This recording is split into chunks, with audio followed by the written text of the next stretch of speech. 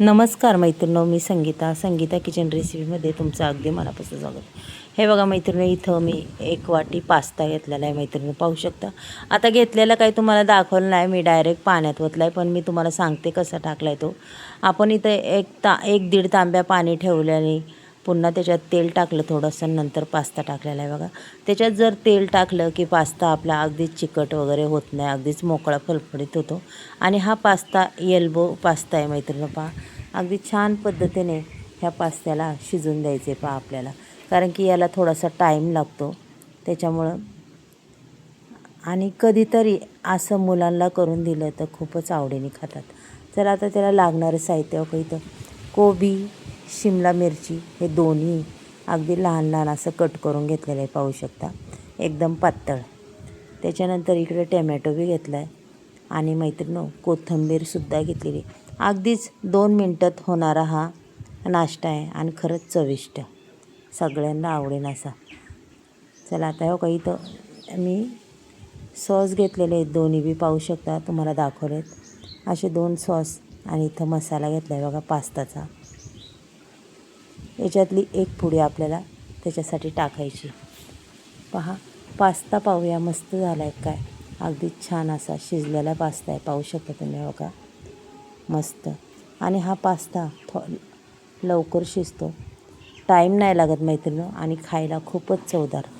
Pasta म्हणल्यावर प्रत्येकाच्या तोंडाला पाणी सुटतं, आणि कधीतरी असा पास्ता बनवून खाल्ला की खरंच खूप छान वाटतं. पास्ता आपला शिजून झालेला आहे पहा, पाणी भरपूर आटलं आहे त्याचं, पाहू शकता. आता हा पास्ता आपल्याला पूर्ण चाळणीत असा काढून घ्यायचा आहे हो का. अशा पद्धतीने चाळणीत काढून घेतला की पूर्ण त्याचं पाणी निथळून जातं. त्याच्यानंतर थोडंसं आपल्याला वरनं गार पाणी वाटायचं की अगदी छान असा होतो. हे बघा मस्त मोकळा मोकळा तो होतो, त्याच्यात पाणीही राहत नाही. पूर्ण पाणी निथळस तोपर्यंत आपण दुसरी तयारी करूया मैत्रिणी. इकडे गॅसवर मी कढई ठेवलेली आहे, पाहू शकता तुम्ही. कढईमध्ये आपल्याला टाकायचं आहे तेल. तेलही मापात टाकायचं, जास्त काही तेल लागत नाही त्याला, थोडं तेल असलं तरीही चिक्कार होतं, जास्त तेलाची गरज नाही पडत आपल्याला. हे बघा तेल आता आपलं तापत आलेलं आहे, तापलेलंच आहे म्हणायला. त्याच्यानंतर आपल्याला टाकायचे कोबी आणि शिमला मिरची अगदी बारीक चिरून घेतलेली पहा. तुम्हाला जर वाटलं गाजर टाकायचं तुम्ही गाजरसुद्धा टाकू शकता, अजूनच चव येते छान. मटर टाकायचं तर मटरसुद्धा टाकू शकता, खरंच खूप छान लागतं.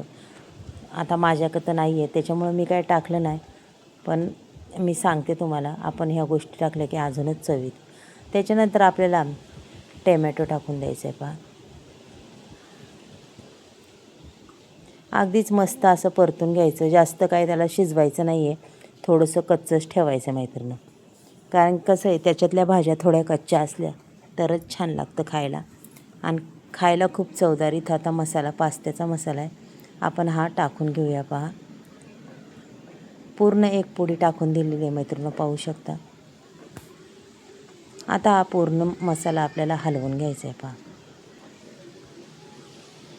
त्याच्यानंतर थोडीशी कोथिंबीरही टाकून घ्यायची मैत्रिणी, पाहू शकता तुम्ही. कोथिंबीर टाकल्याला आपल्याला टाकायचे हे सॉस पहा. अगदीच थोडा थोडा अर्धा चमचा आपल्याला हे सॉस टाकून द्यायचे दोन्ही.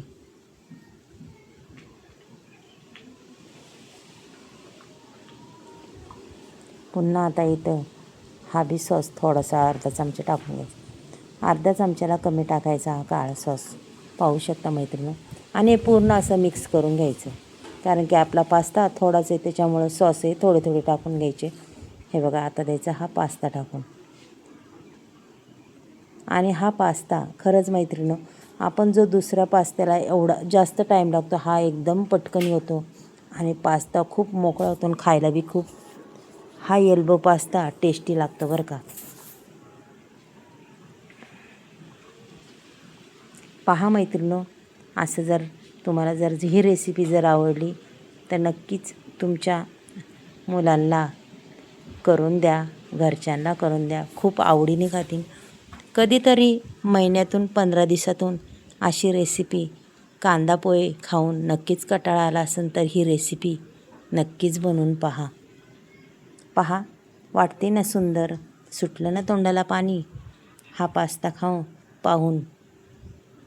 पहा मस्त, मला तर खूप आवडतो. चला मैत्रिणींनो, बाय.